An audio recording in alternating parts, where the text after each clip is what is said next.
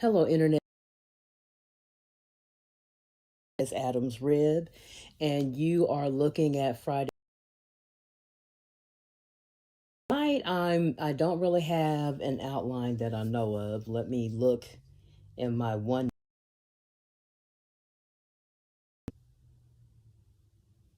See if I had anything. So this past Friday, my last podcast, I talked about white feminism.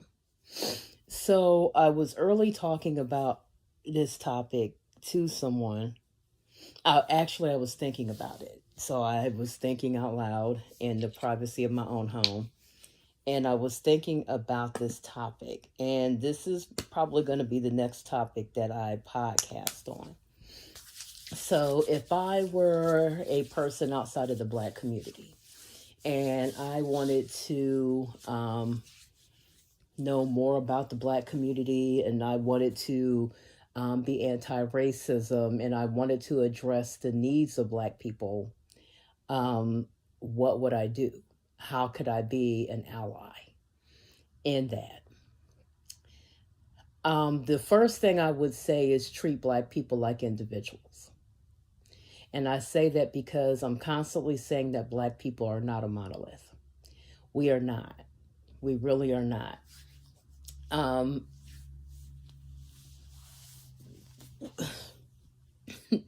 I once said to someone that I have never heard, and so the topic that the next topic that I'm going to podcast on is going to be the whole notion of acting white, or the Oreo myth. And I call it a myth because I have never had a Black person approach me. I've never had anybody approach me and call me an Oreo and have it be anybody that meant me any good. And the last person to call me an Oreo was trying to turn me into a sex worker. Okay, so that's how deep it can be. So being called an Oreo, and if you're white, don't use this term on other Black people. Just don't, because it's not going to end up good. Oreo is a fighting word for most of us. When I was younger, those were fighting words. If you really wanted to get a Black person to jump on you, call them an Oreo. If you want to get cut up, call them an Oreo. If you want me to cut you up, because 9 times out of 10, when we're calling each other that type of stuff, it is never because we actually are acting white. It's usually for something as stupid like liking books, keeping your credit together. Like I remember watching a episode of the Hughleys a long time ago when it was on. And they were cracking on DL for saying that he pays his bill like a white person. In other words, he doesn't have disconnect notices. Nobody's put nothing on his door saying if you don't pay a certain amount, he pays his bills on time. And, he likes to keep his finances in order. And I remember watching Family Guy, where Cleveland was, saying to Peter, you're like the stereotypical Black man who can't keep his finances in order. Now, there's all kinds of reasons, we've studied from a sociological standpoint why, there's a wealth gap, why it is more difficult for a lot of African Americans financially, why we have a difficult time financially.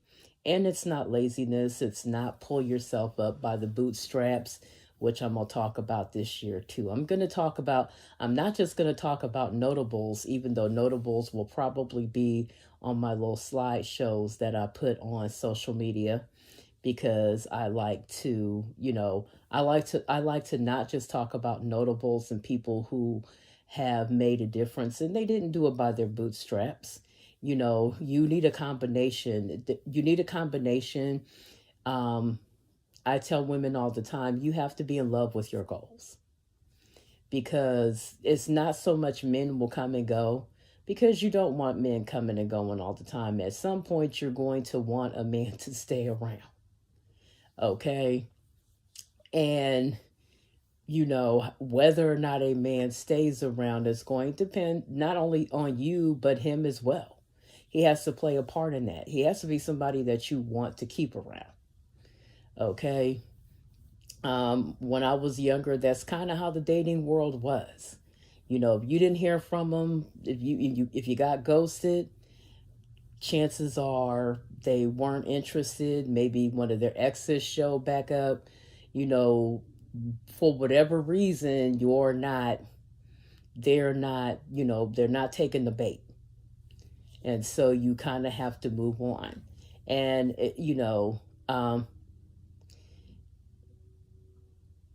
just like the job market, if they don't, one of the things that I've noticed with the job market is, applying for jobs. I think it's even more discouraging to get the rejection letter than it is to just not get a call back. Okay? Because the rejection letter is so final. Where if you don't get a call back, you pretty much know they're not interested. You're putting your information out there, and if somebody's interested by whether or not they contact you back and say hey, or email you back. But Oreo is like a bad term in the African American community because it's really a way of challenging your blackness. And typically, when people are challenging your blackness, it's usually to get you to do something really, really negative that can mess up your life. So I was looking at a documentary on a black serial killer called the Grim Sleeper. And I highly recommend that you look. I'm a documentary addict. I love watching documentaries. And I'm a true crime addict. I really love looking at stuff that has to do with true crime.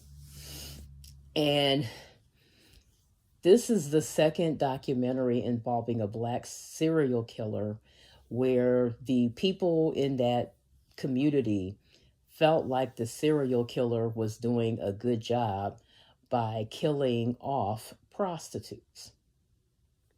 Now, during the time of the Grim Sleeper's heyday, along with,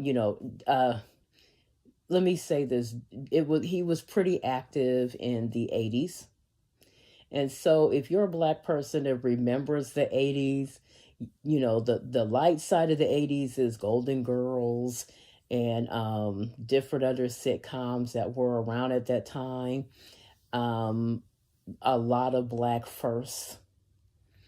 Because, it seemed like, the 80s, even though we had one of the worst presidents in the world because we had Ronald Reagan for president and he was in there for 2 terms and he wasn't the best president depending on which, side of that you're on politically. It was also a time, the crack epidemic was going on. The war on drugs, which really turned out to be the war on black people. Because if they really wanted to do a war on drugs, they would not just go with your local dealer. Most people who have studied drug phenomena knows. And I remember watching an old episode of Good Times where Debbie Allen was on there and she played JJ's junkie girlfriend. And at that time, the big drug was heroin. And so they got a hold of her dealer. Somehow her and Thelma's purses got mixed up, and Thelma wound up with her purse. And so they looked inside the purse and they found, her little thing that you tie your arm up with and her works. They used to they called them her works because it was her needle, her syringe, because heroin is something that you take intravenously. And so they contacted her dealer, and her dealer was this little kid, unbelievably young. And so the kid gave them a breakdown of how, drugs is getting in the inner city. And he said, I'll tell you this much, it isn't it isn't starting with the ghetto. Whoever, I have somebody that just like any other business, he has they answer to, and so on and so on and so forth, and that person didn't live in the inner city. And it was the same way with the drug epidemic. If you really want to talk about illegal drugs and the stuff you get high on, it goes so much higher than just your local dealer, the person in, the hood. It goes so much higher than the hood. It, my grandmother had a saying that usually by the time things hit white America, Black America has walking pneumonia. It always has to affect white people before somebody sees a problem. And it was the same way with crack. As soon as you started seeing white Americans being addicted to, crack, and it's the same way with meth, which, crack eventually evolved into crystal meth, I think, because a lot of these drugs do that. And like they get a whole lot worse. So during the time of the Grim Sleeper, there were a lot of Black women that were highly addicted to crack. Um, that's why when people talk about the effects that crack has on a woman who is pregnant with it, I'm like, but it's highly addicting. I don't think that you can take something like that and it has no effect at all. So it's something that, you have to do some serious research and a deep dive on. But I do remember there being a lot of women that were willing to sell some serious pussy to get a hold of this drug. And so there were a lot of women who were strung out. Same way with heroin. Once they get, so addicted, they start to prostitute. Never had nothing to do with none of that. Like I was the person who saw other people strung out and doing all of that and said, yeah, that kind of tells me I don't want to be addicted to that drug because it's having a very, very seriously negative effect on the people that it is, getting a hold of. And so during the Green Sleeper's heyday, he basically killed off Black women. And he killed off Black women. And I remember saying this about Jeffrey Dahmer during his reign of terror in Milwaukee. I said he was killing the people that he felt like would be least missed. So if heterosexual Black women who are selling pussy, and in this documentary they talked about the term no human involved. So no human involved used to be a term that used to be used by police to if they found a body and it was a known prostitute or drug addict or drunk or what they call the homeless. It was a way of labeling that case that made them take it less serious. I hate that term because every single addict that you see out here, every prostitute that you see out here, there's somebody's mother, there's somebody's sister, there's somebody that's missing. There's some, I tend to look at it from this standpoint. So I got saved during that time period. I started going to church. My son was born in 88. And by the time 89 came around, I was already fully active in a church. And so if the police could see the mothers of some of these addicts that are in church and are crying and snotting and interceding on behalf of these young women. The pastor that I had at the time, you could not beat him when it came to the compassion that he had on these moms that were praying for their crack addicted loved ones. His name was Pastor William Etheridge. He had a grown son that that eventually started coming to church with him. Looked like he gave birth to him all by himself without the mama's help. He told his own testimony about his son being addicted to cocaine. And, you began to see why he had so much compassion for many of the mothers who were praying with them about their loved ones. Until you have an addict, and I have a few in my family, until you have somebody that you love, that you're praying for on a regular basis to get delivered from a drug addiction, until you have to take in the kids, and help raise them. Fortunately for me, I've not, me being a first-time grandmother, I'm getting the fun side of grandparenting, which means spoil them and send them home. I'm not having to take custody of anybody because their mother is so strung out that she can't take care of them. But I've known several people who were going through that. And until you are in church and are praying with someone for their grown daughter or son to be delivered and be set free before it's too late. I remember when singer Keisha Cole, when they talked about her mother Frankie passing. And even though I didn't know Frankie personally, it was very heartbreaking to hear, because those memories of the early days of me being in church with a lot of these women who were praying for their grown children who were out here strung out, who had sons and daughters that were slinging. Slinging is another term for selling drugs, that were out here, prostituting themselves for the drug.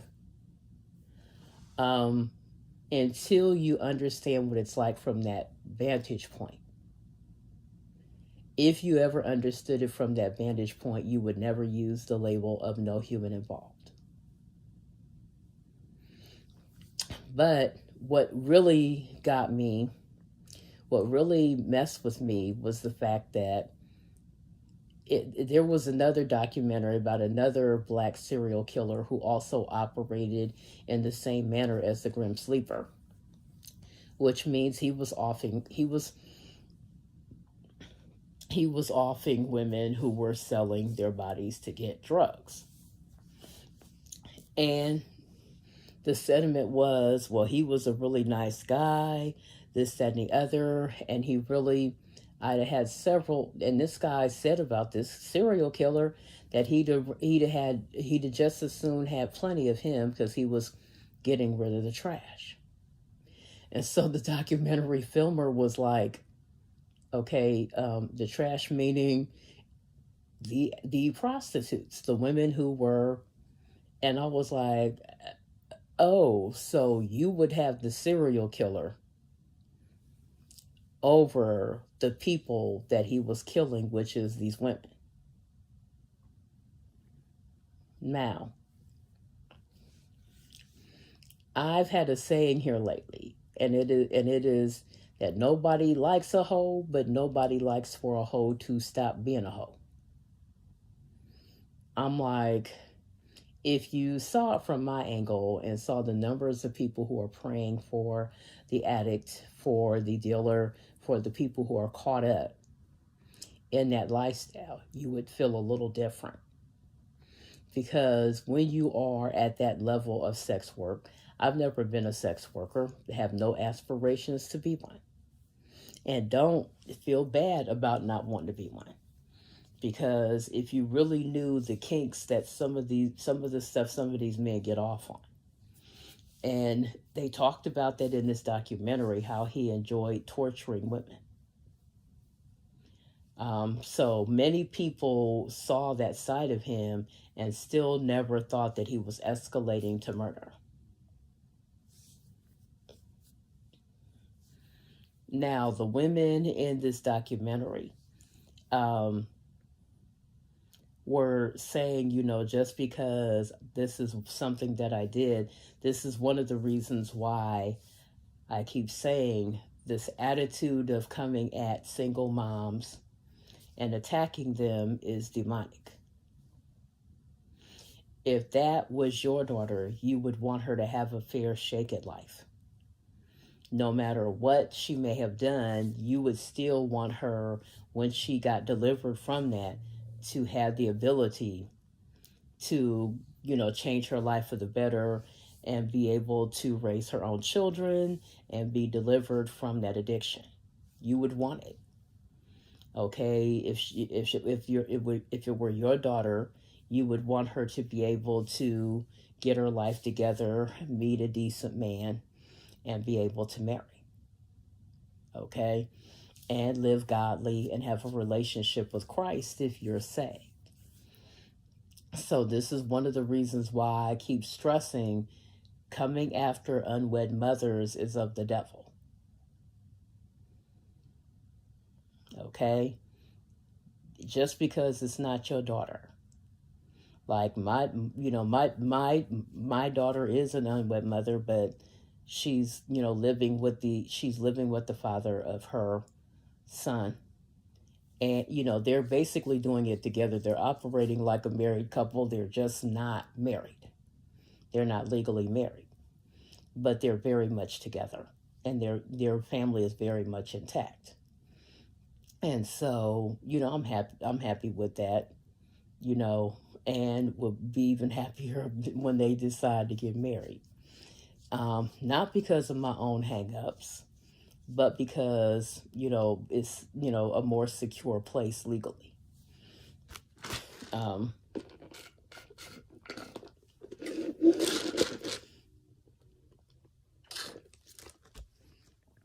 But when you see stuff like this, and many times women, even in that position, are taught to cater to the most dangerous men in the world in order, to be safe. And oftentimes it doesn't lead to them being safe. So I was looking at that and I was reminded of when I was doing my undergrad here in Columbus, Ohio, Dominican University. And there was this white guy who seemed to follow me around a lot. And, or, was all, kind of all in my space whenever he could be. So I was going through something with the local church that I had, wasn't getting along with. And they were doing a whole lot of mess to me in the supernatural. And so I happened to be sitting down at a table, getting my books together and, doing a little bit of studying in between classes. And this guy comes over and he plops down at the table that I'm at. Now, I'm relatively old school. In my day, and that wasn't that long ago, I don't think. But back when I was younger, if a guy wanted to sit down and talk with you, they first of all ask if there was anybody sitting there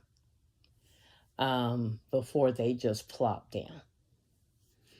So the unmitigated gall of some of these guys really kind of, I think that's why so many women are, have a bad attitude toward me. So this guy plops down and I was like, did you even ask if you could sit there? And if you've ever been a victim of narcissistic abuse, what they call, you're familiar with the term flying monkey. The people that the narcissist sends out to continue their reign of terror against you. And so I felt like this is one of those flying monkey things. And I'm not a fan of men who treat women like sexual lab rats. Okay. And so the sexual lab rat thing is the guy who decides to make you pray. Prey. He's targeted you, and now he's visiting his reign of terror on you. And one of the ways that he does that is by either trying to wear you down or trying to see how much he can get away with on you. In other words, he's made you into his test subject. And I can remember a couple of the male influencers and male advice givers that I deemed trustworthy enough for me to follow a little while talked about that whole phenomena. When they make you their test subject and they start trying to chip away at you and keep trying to see how much they can get away with by sending different narratives your way. And so this one, was let me see how rude I can be and still be allowed to hang around. So this guy sits down and I check him. I'm like, did you even ask if you could sit there? And so he was like, well, can I? And I was like, no, you cannot. Well, blah, blah, blah. I'm like, I have no desire to have any company right now at this time. Now, I basically told him, you can get up and leave because I didn't want no company. Now, let me say this, and this is something for men of the world everywhere. The reason why it's customary to ask is because her boyfriend might be in the bathroom, and better yet, she may just want to sit by herself. Sometimes we don't want any company. And I know I'm speaking for a whole lot of feminists right now when I say this. And you don't even got to be a feminist for me to be speaking for you. Feminists are usually the ones that say it the loudest. Okay? Sometimes we don't want no male company. Sometimes we just want to sit by ourselves. Sometimes we just want to enjoy sitting with other women and talking. There was a scene, if you got to see the movie She Said. She Said is based on the Harvey Weinstein's shenanigans. And so there's a scene in the movie where the reporters that got together and that were talking and interviewing different women that he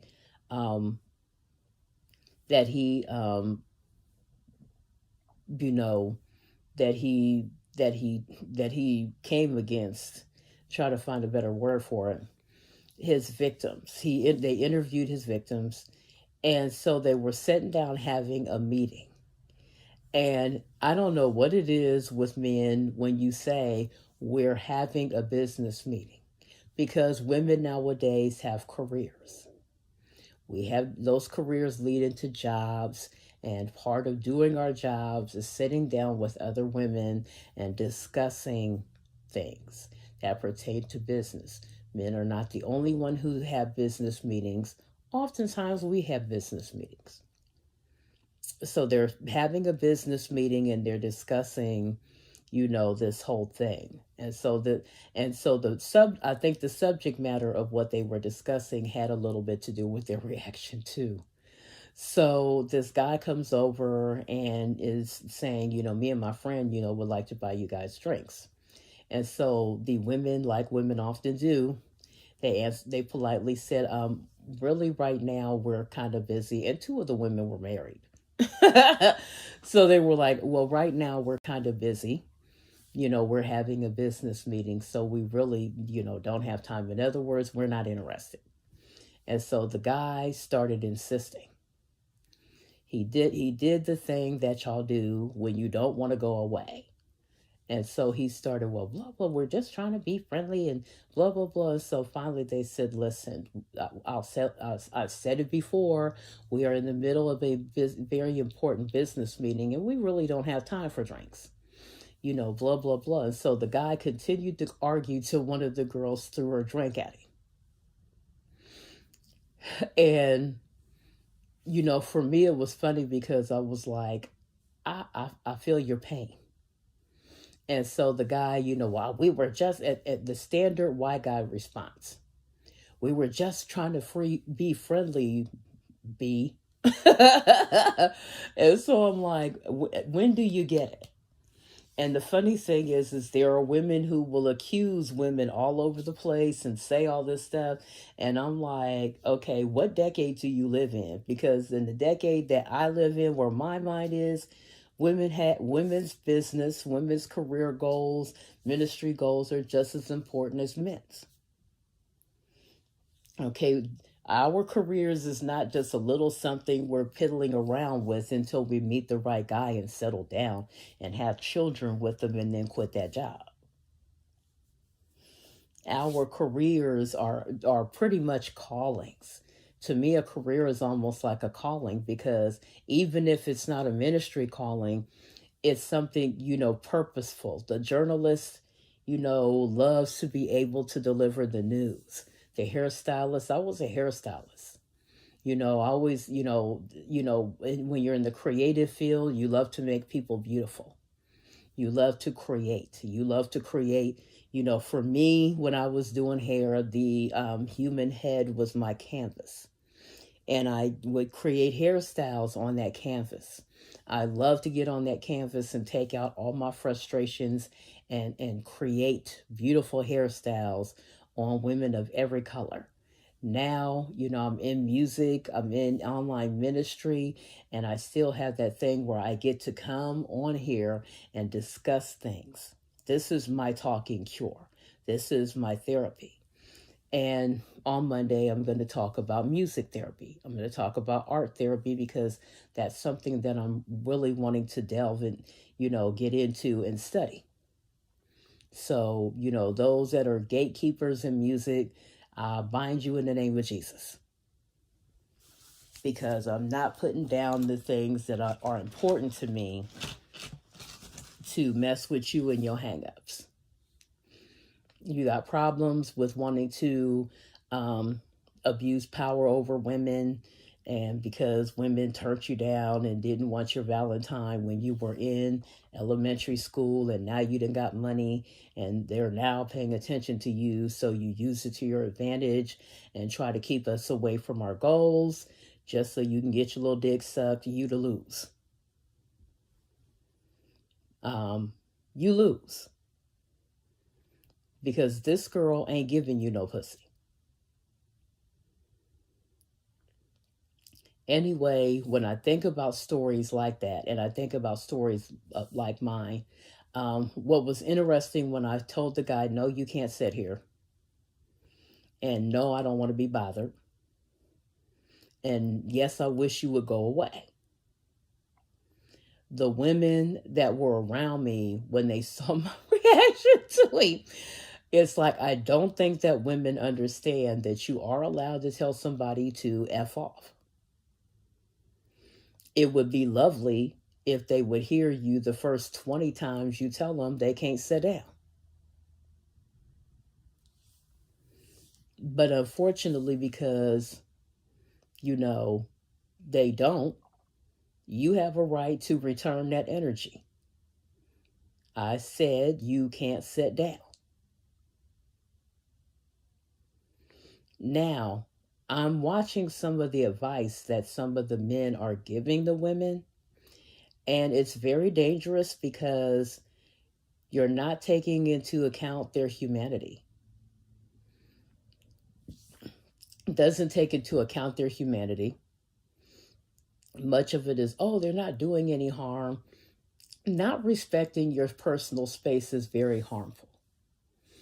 So when black women say they don't want anybody touching their hair, when you go from a racial intersectional standpoint, and we tell white people, or especially other white women, not to touch our hair because it's a violation of our personal space. I feel dehumanized when someone walks up to me, especially a perfect stranger, and starts petting me on the head. Number one, I'm not a pet out of a petting zoo. So I feel very dehumanized. Secondly, do you know how much trouble that our hairstylists have to go through to get our hair to look like it looks sometimes? And I know as a former hairdresser, if I, style somebody's hair and go through everything I go through to make somebody look beautiful, and I look up and somebody's playing with their hair, I'm going to be pissed. Okay? So, from a hairdresser standpoint, when they tell you don't touch their hair, don't touch it. But it's also an invasion of your personal space. And many times, as a person of color, especially a black person of color, we already feel like we get treated as though we don't have a right to enforce personal space. Okay? And attitudes like that lead, and this sounds like this sounds like a reach, but it's not. Okay? It leads to attitudes like the ones that I saw in this documentary. Oftentimes, we don't realize that we have a right to say no to men. And many times, our safety depends on us. The same thing that makes other women kind of, be accommodating, is the same reason that I tend to be a little bit meaner. And I tend to be a little bit meaner because I see stuff like these women being found at the side of the road, being threatened, and I would rather come off as a bitch. I would rather come off a little mean and keep my life and live to see another day than be accommodating and wind up dead and wind up leaving behind my children, my grandson, and different people that are important to me. If I feel like you are a threat, I don't care about hurting your feelings. And many times, one of the biggest threats to a lot of black women is the place where we worship. Because pastors, y'all, there are good pastors who get it. And when I want to think about a good pastor, I always go back to the very first pastor that I ever had as a saved woman. Because the pastors that I had after him, oh my God, were horrible. Horrible in that not only are you accommodating the very men that are the least safe around women and children, but then you get mad at us and punish us for not accommodating. Okay, so that's a really big bother for me. So this week, the podcast that I will be doing over the weekend, I'm going to try my level best to get the podcast that I've been doing into video form so I can put them on YouTube. That's the goal. So that's what I'll be spending my weekends doing, is putting them in a video form so that those who are YouTube watchers can see them on YouTube, or at least hear them on YouTube and everything. But I am going to talk about the whole issue of blackness and, the whole Oreo issue. Like I said, if you're really wanting to be an ally, treat us as individuals. There's no one way to be black. And use your own common sense. Is this person trying to con you or what have you? I hate when I hear white people talk about playing the race card, because racism is real. And if you've ever, I remember watching some Reddit comments, and someone said, they were with someone and saw some actual racism be played against that person. And the person told them, they said, this is what it's like. This is what we experience. I remember my son, who is now 34, back when he was 6 years old. And I was, teaching him how to be a young man. And I taught him to hold doors open for, ladies. And so that's what he was rushing to do. And this one old white woman wouldn't walk through the door because it was a little black boy holding the door for him. And so he said, Mommy, and I said, she did it because you were black. And I explained, but I really wanted, I'm like, if you wasn't old, I would take your cane and bust you upside the head to the white meat. I'm up here trying to teach my son how to be a respectable young man. And I'm going to talk about respectability politicking as well.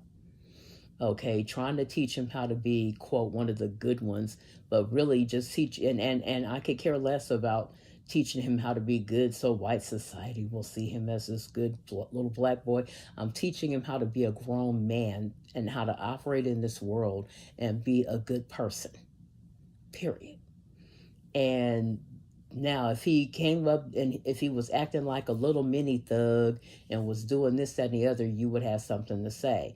But he's doing something positive, and you don't want to walk through the door because, and you can't see past the fact that he's a 6-year-old child. And so I'm telling you, like I said, sometimes even other women frustrate me. Okay, some of the stances that some women have and the behavior that some women coddle. Okay, so I was ready to knock her block off. And I was like, you're lucky I was taught to respect my elders. Even though some elders don't deserve your respect, my child is standing here, and because he's standing here, I'm not going to let him see me act a fool with an old person. So I will be talking about, I will be talking about if you want to be an ally, hear different black perspectives. We don't all see things the same. We really don't. We don't all see things the same. I give props to those people that have been on TikTok. I follow a couple of people who post their strings on their comment sections on TikTok, the responses and everything. Because on TikTok you can videotape your response. You can record your response. You can do a video response rather than having to type it in. So some of the responses, but what always tickles me is to watch the white people have to get after other white people. It really is funny because it's almost like it's almost like looking at somebody that you know and going, we just can't take you nowhere without you acting a fool, like that. And it's funny to watch. But if you truly want to be an ally, recognize that not all black people see issues exactly the same. So you have to kind of gather your information and look at what is the majority, and are the black people that you listen to, do they have the black community's best interests at heart? Okay, because not all black people do. Okay, and not of I'm also going to talk about this year. I'm going to talk about, because not all feminists feel the same. Okay, just like not all black people agree on different issues. Some of us are conservatives, which I personally don't trust that many black conservatives.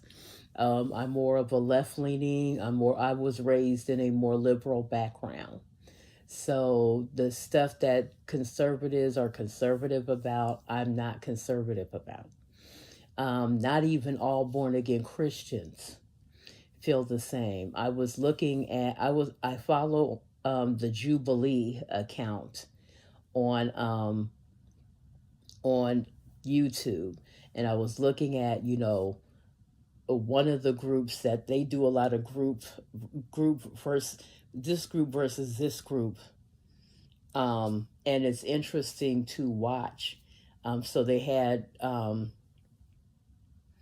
feminists versus non-feminists as far as women go, but they also had liberal Christians versus conservative Christians.